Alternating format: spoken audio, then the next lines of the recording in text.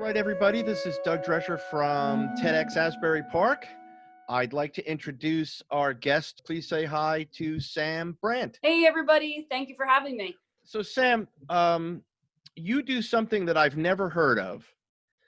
You are a Nerfer. All right. So, yes, my name is Sam Brandt. In this little subculture Nerf community, I am also known as Archer.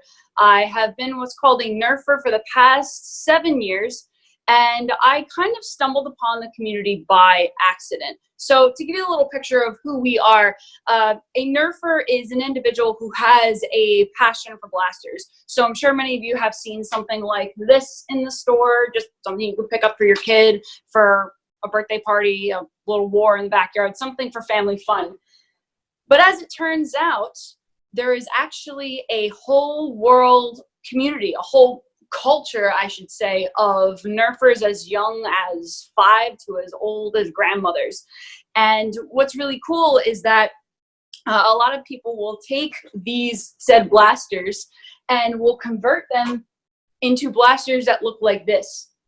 You can completely paint them, customize them, add a little bit of your unique self, and basically put it into a blaster. And then what you get to do is take said blaster and bring it to your local community. A lot of towns and different cities have park wars, and they have wars that are held in churches. There's a community that's held internationally that has an event where they have Nerf wars in a shopping mall. And it's just really cool because you get to try out different ways of play through literally a kid's toy. My journey kind of started out in college through a game type. There are different games that you can play within this community called Humans versus Zombies, which I know it was from the many eons ago of The Walking Dead. But if you were ever a fan of The Walking Dead, Daryl Dixon, that whole genre, this was basically The Walking Dead Nerf Edition. So you go to a store and you buy a stock Nerf gun. How do you make it into the next level gun to the point where you're even measuring feet per second of power that these things have? What's really cool now is that way of play, of modification as it's called. It started out by people who got interested in household parts, kind of tinkering around with PVC and washers, different springs that they found around the house, and found a way into a blaster so that it can work to their liking. So if, say, there was a spring from like a household, workshop, they could take that and basically work old school in making a blaster from those household parts into a blaster that was completely their own. I'm going to bring the other little bow blaster real quick. This was not done by me. This was actually done by a friend. This is what's a combination of 2 blasters that you would buy from the store into one. And on the inside, what the guy used was just basic wires that you could find from an electronics store.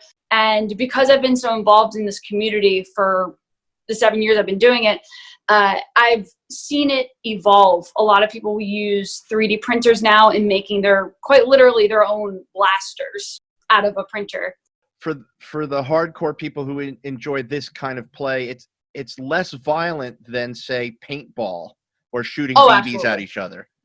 Oh, Okay. absolutely. Yep. So you have this family toy. You've converted it and you've stumbled into this community. So pick up from where you were before. You're going to the zombie mall. I went to Fairleigh Dickinson University, which is a small college in North Jersey. And the university in 2013 just happened to be having a game type called Humans versus Zombies, which is the Walking Dead Nerf Edition. And I was going through a severe depression, really, that I never really talked about with anybody. And I kind of describe it as the not good enough syndrome. I had long hair at the time. I was leading this life that wasn't truly mine based on what I was used to growing up with. My family wanted me to basically they wanted me to be the perfect Italian girl. They wanted no short hair, eat salads all the time, things like that. At my school, I basically wanted to give this thing a try because I saw a few of my friends doing it. I quite literally would watch them sprinting with a kid's toy across campus for a whole week, and it was such a laugh. And I was like, I have to give this a try because this looks too ridiculous to not. And I was one of 2 women of the entire week game. So I think we had about 60 players. So I was one of 2.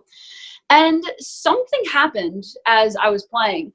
I knew as I was doing it that this whole thing was just ridiculous. We would get stares from people. We would get people making fun of what we were doing because we were a bunch of grown college students with a kid's toy.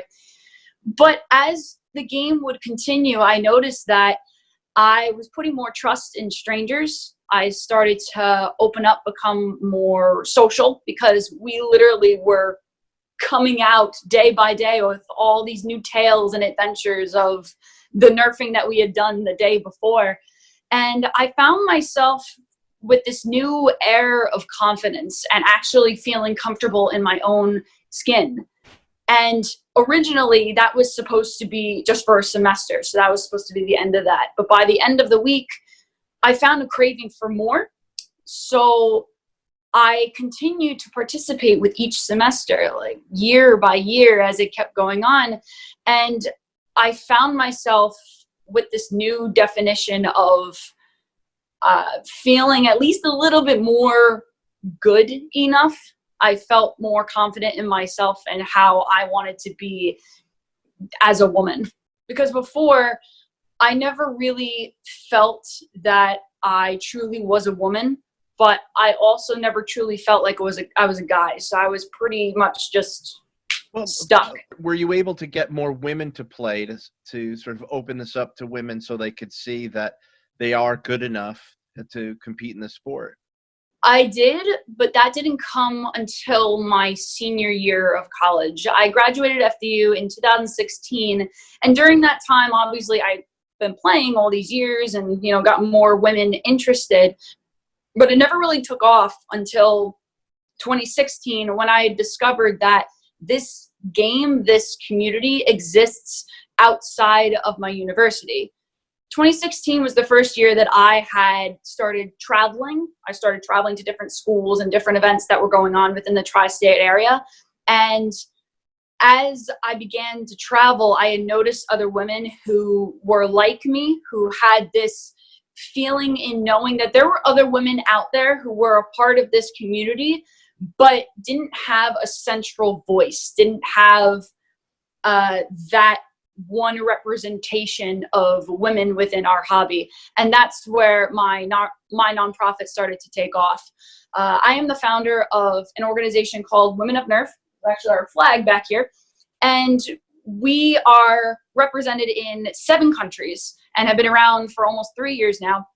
And we basically provide a community for women within our hobby. And that kind of goes back to how my origin story is, because when I had first started out with everything, I didn't really have that place to have that camaraderie amongst other women, especially within a male-dominated sport. There's nothing wrong with that. And I think that's really important when we understand men within society overall. We have to be able to coexist. But at the same time, it's so important that we have a voice for each gender, each demographic. And I think by opening myself up to this community and saying, hey, if you're a woman who is a part of this community and wants to have more of a voice, come join us. And now it's really cool because we have over 200 women who are represented in some of the biggest, most prominent games in the world. We were looking forward to seeing you do your Nerf modifications at the TEDxJoy this year. Unfortunately, that was canceled. I'm very excited about seeing you next year and having you participate in TEDxAsburyPark. I'm so excited. We're really looking forward from you is that there's a very serious message, but it's really wrapped in a very wonderful, fun sort of way. So thank you so much for joining us. It's a pleasure to see you. Have a great day. Stay happy, stay healthy, and we'll see you on the battlefield of Nerfdom. Thank you. Take care. Come on, my friend. Foam on. You too as well.